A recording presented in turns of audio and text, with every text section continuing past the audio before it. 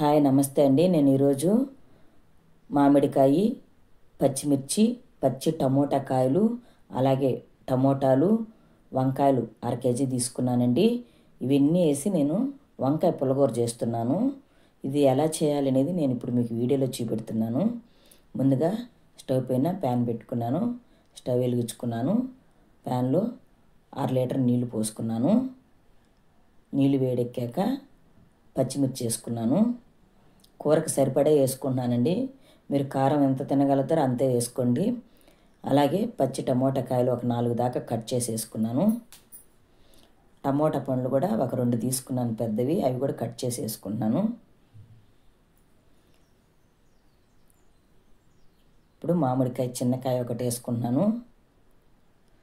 చిన్న చిన్న ఉప్పులుగా కట్ చేసుకున్నాను. ఇప్పుడు వంకాయలు, ఇవి మాకు చెట్లో కాసిన కాయలండి. ఇవి కూడా నేను బాగా కట్ చేసి వేసుకుంటున్నాను.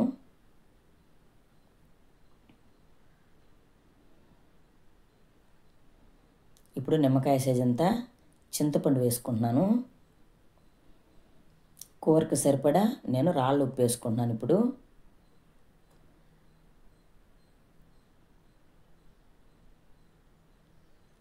అలాగే అర్ధ టీ స్పూను పసుపు వేసుకుంటున్నాను. ఇవన్నీ బాగా కలబెట్టుకొని మూత పెట్టుకుందామండి. బాగా ఉడుకుతాయి. ఈ కూర చాలా బాగుంటుందండి, వంకాయ పులిహోర. మీరు కూడా ఇంట్లో ట్రై చేయండి. ఇప్పుడు మూత తీసి చూసుకుందాము. కాయ అయితే బాగా ఉడుకుతుంది. వంకాయ అయితే బిన్నె ఉడికిపోతుందండి, మామిడికాయ ఉడకదు.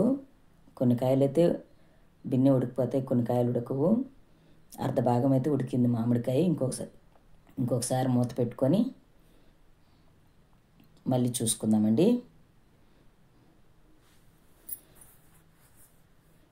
ఇప్పుడు చూడండి, కాయ చూస్తేనే తెలుస్తుంది బాగా ఉడికిపోయాయి.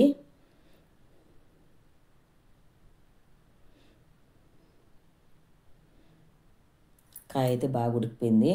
కాయలోనే తెలిసిపోతుంది ఉడికిందా లేదని. ఇప్పుడు నేను రాల్చట్లో తీసుకున్నాను. ఎక్కువగా ఎనపకూడదండి ఇది. ఒక రవ్వ వంకాయ దెబ్బలుగానే ఉంటే బాగుంటుంది. నేను ఆ పెనుములో ఎనపలేము కాబట్టి రాల్చట్లో వేసుకున్నాను. ఇప్పుడు పక్కన పెట్టుకుందామండి. ఇప్పుడు స్టవ్ వెలిగించి ప్యాన్ పెట్టుకున్నాను. కూరకు సరిపడా ఆయిల్ వేసుకున్నాను. నేను కూర ఒడిమి వేసుకున్నానండి, మీరు ఆవాలు వేసుకోవచ్చు. మేము ఎక్కువ అదే తింటాము. అలాగే ఉల్లిపాయలు ఒకటి కట్ చేసి వేసుకున్నాను పెద్దది. ఇప్పుడు కరివేపాకు వేసుకుందామండి.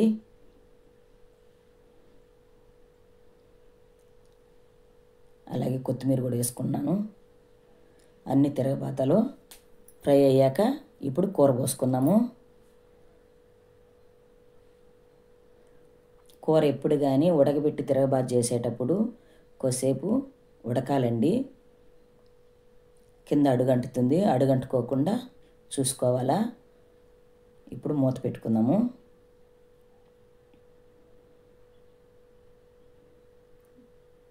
ఇది సంగటికి కానీ అన్నానికి కానీ చాలా బాగుంటుంది నెయ్యి వేసుకొని తింటే.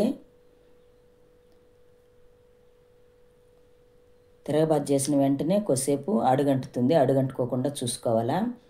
కూర అయితే రెడీ అయిపోయిందండి. ఈ కూరని మీరు ఇంట్లో ట్రై చేసి ఎలా ఉందో కామెంట్ పెట్టండి. అలాగే నా ఛానల్ని కొత్తగా చూస్తున్నట్లయితే సబ్స్క్రైబ్ చేయండి, లైక్ చేయండి, షేర్ చేయండి.